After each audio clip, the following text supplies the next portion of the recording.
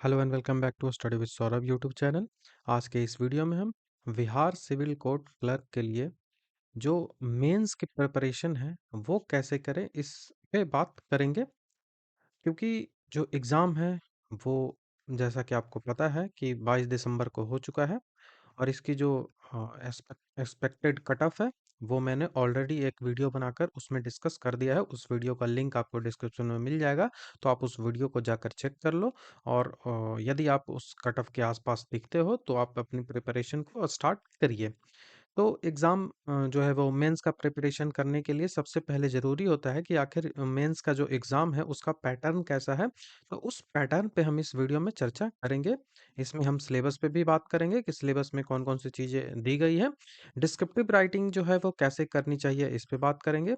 Descriptive की पूरी जानकारी आपको इसमें मिलेगी और निबंध आप कैसे लिखेंगे इसके बारे में भी थोड़ी-सी जानकारी आपको दूँगा। मेरा नाम सौरभ सिंह है, तो चलिए हम वीडियो की शुरुआत कर लेते हैं। तो सबसे पहले किसी भी एग्ज़ाम की तैयारी करने के लिए आपको उसका सिलेबस जानने की आवश्यकता होती है। तो बिहार सिविल कोर्ट क्लर्क के लिए जो मेंस का सिलेबस है, वो इस प्रकार से दिया गया है। तो मेंस का सिलेबस आपको 90 मार्क्स का होगा और इसके बाद इंटरव्यू होगा 10 मार्क्स का और टोटल 100 मार्क्स आएँगे। इसी पे आपका मेरिट लगेगा। तो मेंस और इंटरव्यू इम्पोर्टेंट है। तो मेंस की तैयारी के लिए 90 मार्क्स है, उसको फर्दर डिवाइड किया गया है 6 पार्टों में, जिसमें आपको इंग्लिश, हिंदी, जीके जीएस और उसके बाद mathematics, reasoning and computer section से सवाल पूछे जाएंगे। यहाँ पे जो आपको मार्क्स का जो डिस्ट्रीब्यूशन होगा वो डिस्क्रिप्टिव और ऑब्जेक्टिव दोनों में होंगे। ठीक है। मेंस में आपको ऑब्जेक्टिव क्वेश्चंस भी मिलेंगे और मेंस में आपको डिस्क्रिप्टिव क्वेश्चन भी मिलेंगे। ठीक है। डिस्क्रिप्टिव भी मिलेंगे जिनको लिखना पड़ेगा और ऑब्जेक्टिव जिनमें सिर्फ आपको कलर करना पड़ेगा। ऐसे करते हैं ना, जैसे ऑब्जेक्टिव प्री था। तो जो सिलेबस है उसके अकॉर्डिंग कौन-कौन से जो पोर्शन है वहाँ से कितने डिस्क्रिप्टिव और कितने जो ऑब्जेक्टिव प्रश्न पूछे जाएँगे, उस पे हम चर्चा करेंगे। उससे पहले मैं सिलेबस में बता दूँ कि वही चीज़ें सिलेबस में है जो आपने प्री में पढ़ा है। ठीक है?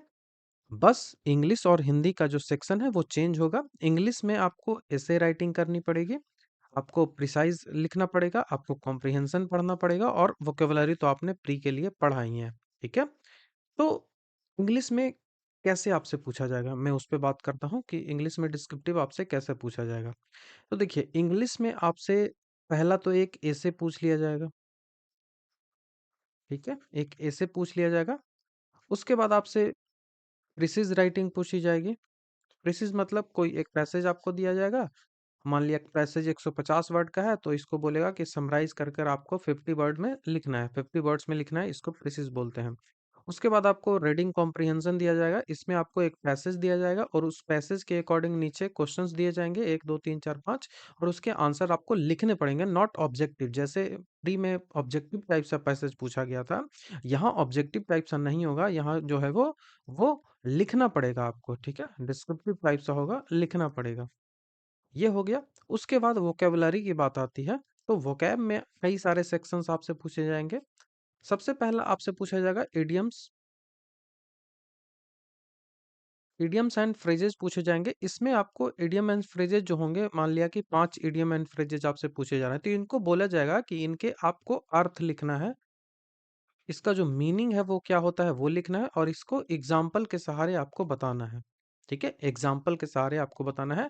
तो ये आपसे वोकेबलरी में पूछा जाएगा इडियम। उसी तरह से सिनोनिम पूछा जाएगा। सिनोनिम को आपको वर्ड्स जो सेंटेंस बनाने के लिए बोलेगा। ठीक है, सेंटेंस बनाने के लिए बोलेगा। एंटोनिम को आपको सेंटेंस बनाने के लिए बोलेगा। ठीक है, या फिर यह भी पूछा जा सकता है कि जैसे मान लिया कि कोई शब्द आपको दे दिया। ठीक है, कोई शब्द आपको दे दिया और उसके बोलेगा कि दो सिनोनिम इसके लिख दीजिए। ऐसे करके आपको वोकेबलरी से सवाल इसमें पूछे जाएंगे। ठीक है, तो इस तरह से आपका इंग्लिश का सिलेबस खत्म होता है। ऐसे ही आपको 20 मार्क्स पूछे जाएंगे। ऐसे जो होगा वो 5 मार्क्स का होगा। लेटर राइटिंग होगा, ये तो मैं भूल ही गया। लेटर राइटिंग आपके 5 मार्क्स के होंगे। ठीक है, उसी तरह से प्रेसिज भी पूछा जा सकता है, कॉम्प्रिहेंशन पूछा जा सकता है। ठीक है, तो इस तरह से इंग्लिश वाला पूरा पोर्शन आपका क्लियर होता है। अब इंग्लिश वाले के बाद आपका हिंदी की बारी आती है। हिंदी में भी सेम चीज़ होंगी। सबसे पहले आपको निबंध पूछा जाएगा। निबंध के बाद आपको संक्षेपण पूछा जाएगा, जिसको प्रिसाइज़ राइटिंग बोलते हैं, प्रिसिज़ बोलते हैं, संक्षेपण हो गया। संक्षेपण के बाद आपको पत्र लेखन पूछा जाएगा, पत्र लेखन। पत्र लेखन मतलब लेटर राइटिंग आपसे पूछा जाएगा। लेटर राइटिंग के बाद जो कॉम्प्रिहेंशन होता है वो पूछा जा सकता है। ऐसा नहीं कि पूछा जाएगा, ये पूछा जा सकता है। अब बात आती है वोकैब्युलरी की। वोकैब में यहाँ से आपको क्या पूछा जाएगा, तो यहाँ भी आपको मुहावरे पूछे जाएंगे, इडियम्स पूछे जाएंगे, और उस मुहावरे को कहेगा कि आपको इसका अर्थ लिखना है, और अर्थ लिखते हुए इसका जो है वो वाक्य में प्रयोग करना है।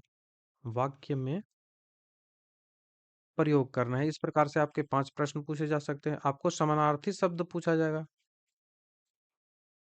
समानार्थी शब्द दे दिया जाएगा और बोलेगा कि इसके 2 समानार्थी शब्द लिख दो, 3 समानार्थी शब्द लिख दो, ऐसे करके पूछा जा सकता है। उसी तरह से विलोम शब्द भी पूछा जा सकता है। एक शब्दों के बदले अनेक शब्द आपसे पूछा जा सकता है, ओडब्ल्यूएस पूछा जा सकता है, और उसको कहा जाएगा कि वाक्य में प्रयोग करिए, यूज इन सेंटेंस, वाक्य में प्रयोग। तो इस प्रकार से आपको 20 मार्क्स के हिंदी कंप्लीट करवा दिए जाएंगे। ठीक है। अब बात आती है किसकी, तो जनरल साइंस की। बात आती है general knowledge and current affair की। तो यहाँ से आपको 15 क्वेश्चंस मिलेंगे, और 15 के 15 जो क्वेश्चंस होंगे वो डिस्क्रिप्टिव हुआ लिखना हो। जैसे आपसे क्वेश्चन पूछा जाएगा पहला कि भारत के पीएम कौन है। पूछा जाएगा कि भारत के प्रधानमंत्री कौन है, तो आपको उत्तर देना होगा। नॉट, आपको ऑप्शन नहीं दिया रहेगा ए बी सी डी, ऐसे करके आपको ऑप्शन नहीं रहेगा। आपको लिखना होगा नरेंद्र मोदी। ठीक है, नरेंद्र मोदी आपको लिखना पड़ेगा, तभी आपको मार्क्स मिलेंगे। एक क्वेश्चन 1 मार्क्स का होगा। इसी तरह से आपको 15 क्वेश्चंस रहेंगे जीके के और जीएस के। और जो मैथ्स होगा वो ऑब्जेक्टिव 10 क्वेश्चंस होंगे, रीजनिंग होगा वो ऑब्जेक्टिव 10 क्वेश्चन होंगे। सिलेबस वही है जो यहाँ पे दिया गया था। कंप्यूटर जो होगा, अब बात आती है कंप्यूटर की। तो कंप्यूटर को डिवाइड किया जाएगा 2 पार्टों में। 10 मार्क्स जो होंगे वो ऑब्जेक्टिव होंगे, और जो 5 मार्क्स होगा वो डिस्क्रिप्टिव होगा। ठीक है, लिखना पड़ेगा। 5 मार्क्स में आपसे पूछा जाएगा क्या, तो कुछ स्पेसिफिक चीजें पूछी जा सकती है, नहीं तो काफी संभावना होती है फुल फॉर्म पूछे जाने की।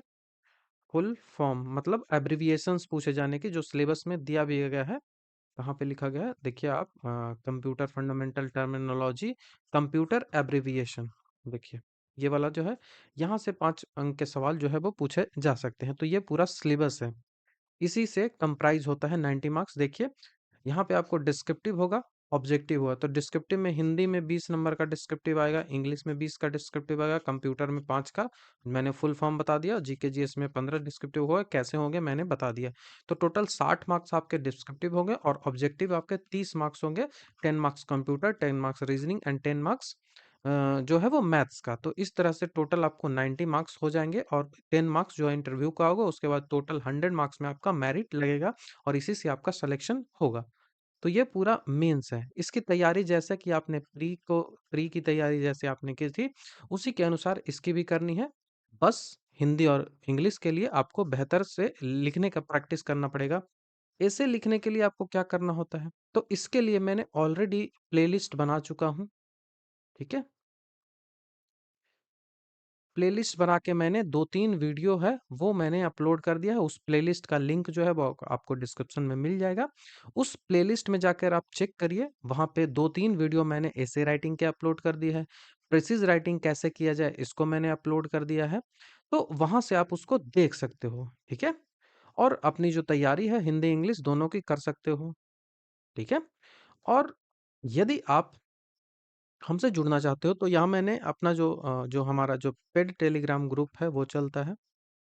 ठीक है, तो बिहार सिविल कोर्ट क्लर्क जो मेंस है उसके लिए मैंने स्टार्ट किया है पेड टेलीग्राम ग्रुप, जो कि 25 दिसंबर से स्टार्ट हो चुका है, मतलब आज से ही स्टार्ट हो चुका है। इसमें आपको क्या क्या चीजें मिलेंगी, तो मेंस एग्जामिनेशन का फुल सिलेबस इसमें कवर कराया जाएगा। GK, GS, computer, Hindi, English, इन सब का आपको शॉर्ट नोट्स मिलेंगे। ठीक है? पीडीएफ शॉर्ट नोट्स मिलेंगे, रीजनिंग और मैथ के वीडियोज़ आपको नहीं मिलेंगे, बाकी सारे टॉपिक्स के आपको वीडियोज़ और पीडीएफ दोनों मिल जाएँगे, ठीक है? सारे जो वीडियोज़ एंड पीडीएफ आपको टेलीग्राम पे ही दिया जाएगा, ये भी आपको याद रखना है, वीडियो, पीडीएफ दोनों टेलीग्राम पे दिया जाएगा। आपको फुल लेंथ 10 टेस्ट सीरीज़ मिलेगा विथ एक्सप्लेनेशन। आपको जीके जीएस के सेट मिलेंगे लगभग 5000 क्वेश्चंस। लैंग्वेज जो होगा वो हिंदी और इंग्लिश दोनों में इसकी तैयारी होगी, ठीक है? तो लैंग्वेज तो उतना मैटर करता नहीं है इसमें, क्योंकि हिंदी इंग्लिश दोनों में पढ़िए, जीके जीएस हाँ वही मतलब लैंग्वेज दोनों हो जाएगा। इसका जो फी है वो 349 है, 349 है। तरीका है जो है वो इस तरह से दिया गया है, ये क्यूआर कोड से आप पेमेंट करके स्क्रीनशॉट है वो इस नंबर पे 94 71 96 58 40 इस नंबर पे आप कर सकते हैं। उसके बाद आपको ग्रुप में ऐड कर दिया जाएगा, तो ये यहाँ से आप जुड़िएगा तो तैयारी होगी। दूसरा ग्रुप है ओनली डिस्क्रिप्टिव का। इसमें मैं आपको हिंदी और इंग्लिश के जो 20 मार्क्स यहाँ से 20 मार्क्स यहाँ से 40 मार्क्स की तैयारी करवाऊंगा। तो ये सिर्फ और सिर्फ 40 मार्क्स की तैयारी होगी, लेकिन आप इससे जुड़ते हो तो यहाँ पे आपको टोटल के टोटल 90 मार्क्स की तैयारी होगी, ठीक है? तो ये दोनों के बीच डिफरेंस है। अब आपको समझ में आ गया होगा कि कैसे करना है। ऐसे राइटिंग के लिए आपको हमारी जो प्लेलिस्ट है उसको चेक करिए, वहाँ पे आपको वीडियोस मिल जाएंगे। यदि आप मुझसे जुड़ना चाहते हो तो ये सब इन्फॉर्मेशन यहाँ पे आपको दी गई है, तो आप इनसे एक जुड़ चीज़ मैं सकते आपको बता दूँ कि इफ़ आप सोच रहे हो कि निबंध कितना टेंशन है लिखने में, तो निबंध जो है वो रीडर में 5 मार्क्स का पूछा गया था, तो आप 5 मार्क्स छोड़ सकते हो। यदि आपको प्रॉब्लम हो रही है तो सीधा आप 5 मार्क्स छोड़ दो, कोई भी प्रॉब्लम नहीं है। आपको 85 मार्क्स जो है वो दिए गए हैं, इसमें आप अच्छा कर सकते हो। तो ये भी आप एक ध्यान में रख सकते हो, आपको रिज़ल्ट से मतलब है, अभी थोड़ी ज़रूरी है कि निबंध लिख के ही रिज़ल्ट होना चाहिए। तो ये आप एक याद रखिएगा, ठीक है? बाकी वीडियो में यही था, जिसमें मैंने एग्ज़ाम पैटर्न कैसा होगा उस पे बात की, कैसे तैयारी की जाए, सिलेबस कैसे हो, डिस्क्रिप्टिव कैसे हो, इन सब पे मैंने पूरी अच्छे तरीके से बात की। बाकी वीडियो देखने के लिए थैंक यू। इसी तरह के वीडियोज़ के लिए आप हमारे चैनल को सब्सक्राइब कर सकते हैं, और वीडियो अच्छा लगता है तो लोगों के साथ शेयर कर सकते हैं। बाकी वीडियो देखने के लिए थैंक यू। नेक्स्ट वीडियो में आपसे जल्द ही मिलता हूँ।